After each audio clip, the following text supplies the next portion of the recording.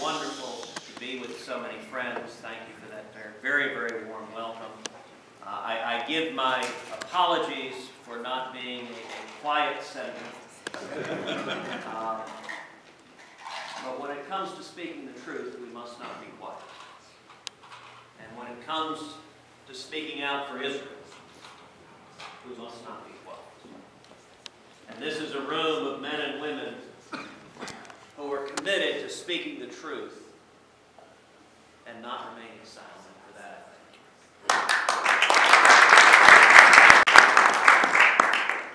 I thank my friend Ezra Friedlander for including me, and my many friends on the committee, Jason Lyons and Simcha Lyons and Stanley Tate and Elliot Gibber.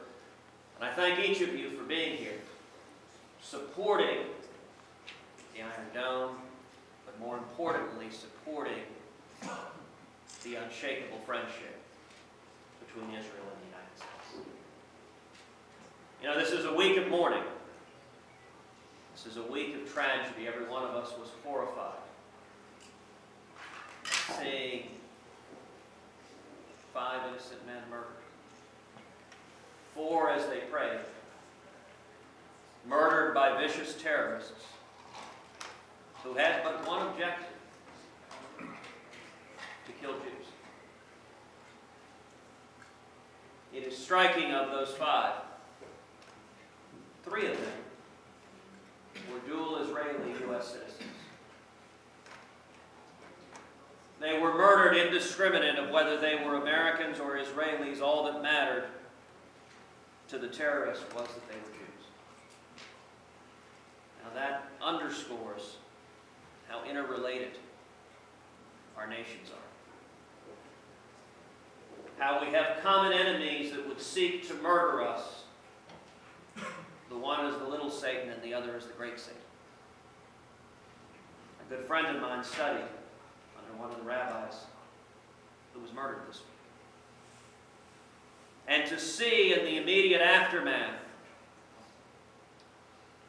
Hamas and Fatah celebrating and justifying that murder, communicated with crystal clarity to anyone who was paying attention. These are times of great challenge. The threats facing the nation of Israel right now have never been greater. And candidly, the tensions on the U.S.-Israeli alliance have never been greater. And yet we're here standing united behind the proposition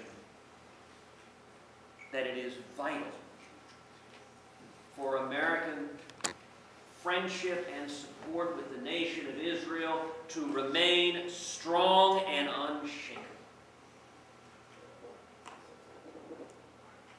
That matters now more than ever. You know, the Iron Dome is one manifestation of that friendship. In the past 2 years, I've been blessed to travel 3 times to Israel. The first time I went 2 years ago, I had the opportunity to tour Rafael Industries that is constructing the Iron Dome missile batteries. And some of you may know my legal name is Rafael Edward Cruz.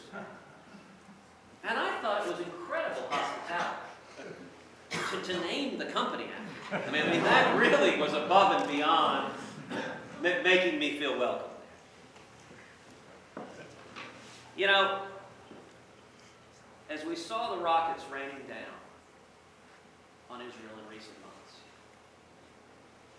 many of us couldn't help but reflect back to 30 years ago. Reflect back to President Ronald Reagan talking about strategic missile defense. Many of us couldn't help but recall how that was belittled and derided as Star Wars, as the impossibility of one speeding bullet hitting another speeding bullet. No one could think such a thing could happen. And yet we all thanked God that the Iron Dome was in place as missile after missile came in that otherwise would have murdered innocents and was intercepted harmlessly.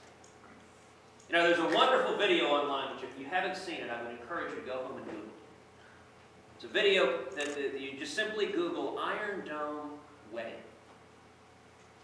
And it's a video that was taken of a wedding in Israel, where in the midst of the wedding, you see missiles from Hamas coming through the sky. It's at nighttime, you can see the missiles coming through the sky, and then you see the Iron Dome missiles come up and intercept them, and they explode. And the entire video has wedding music in the background. You can hear people celebrating, and the video shows like fireworks over the wedding, what should have been a time of panic, of running for a shelter.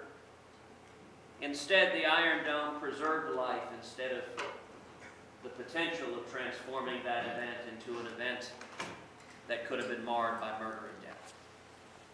It's a wonderful illustration of the value of Iron Dome.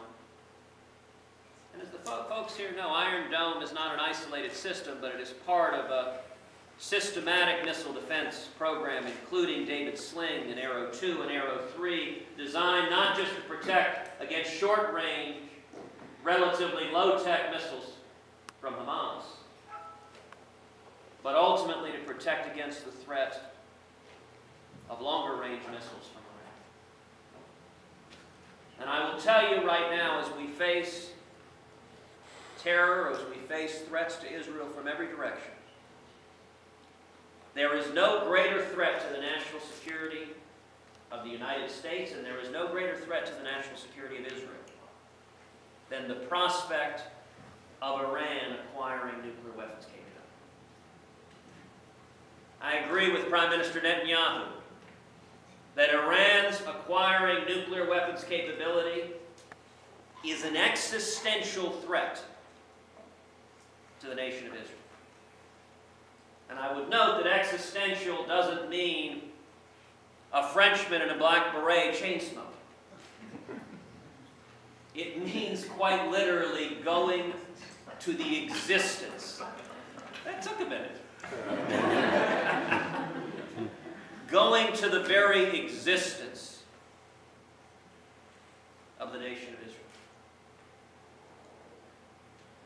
And I share the concern of the Prime Minister and a great many men and women in this room about the current deal being negotiated.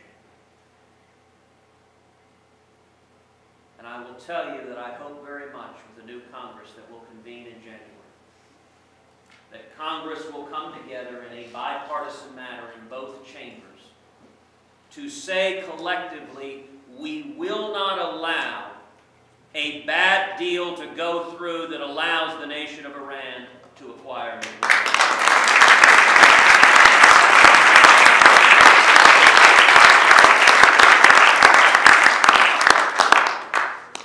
There's no greater threat Israel faces, there's no greater threat America faces than that. And I'm hopeful we will see unanimity from Capitol Hill to protect both our nations and to strengthen our friendship and alliance, so we never have to face the day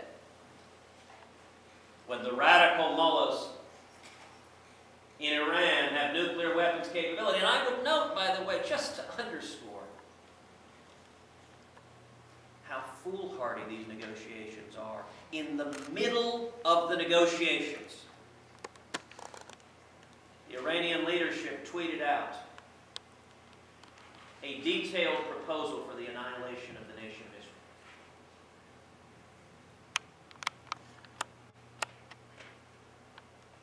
We need American leadership to stand up clearly and unequivocally and say, under no circumstances will Iran be allowed to acquire nuclear weapons capability. Either you will stop or we will stop.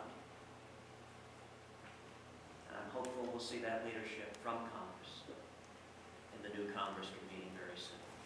Thank you to each of you.